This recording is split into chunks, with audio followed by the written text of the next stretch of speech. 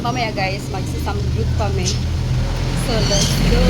Hey guys, this is Neats and welcome to my vlog. So for today's vlog, nandito po tayo sa ASM Gyeopsal. Sama po natin ang ating mga ka-workmates. I'm so excited. Magluto-luto na guys. So let's go. Pasukin na natin ang ASM Gyeopsal. So ang inabil po namin dito guys, one by one is 199 pesos. So 199 pesos, ito na yung pwede mong makain. Yes, eat all you can. At bawal lang po ang leftover.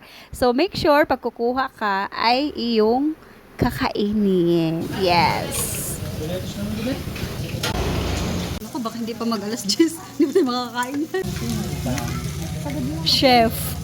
Sagad ang apoy. Ito guys, sa exciting port, nagluluto na kami nito and make sure guys, mabilis ka talaga kumilis dito dahil may oras.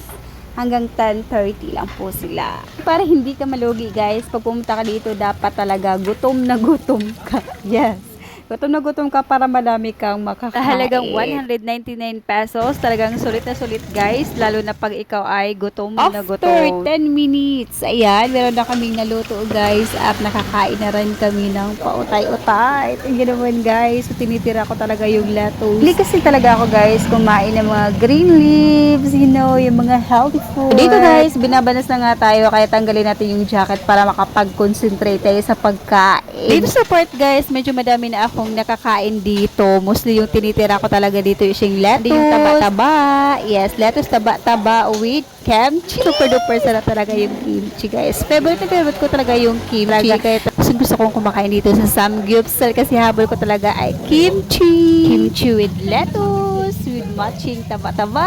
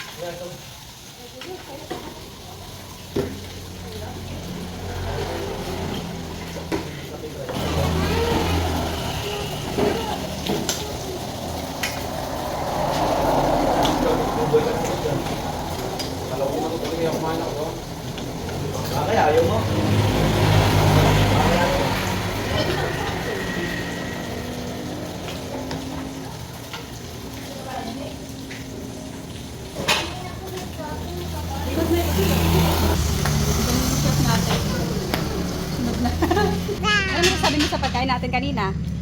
Ano masasabi mo sa pagkain natin kanina? Masarap ba? Hindi. Masarap. Yes?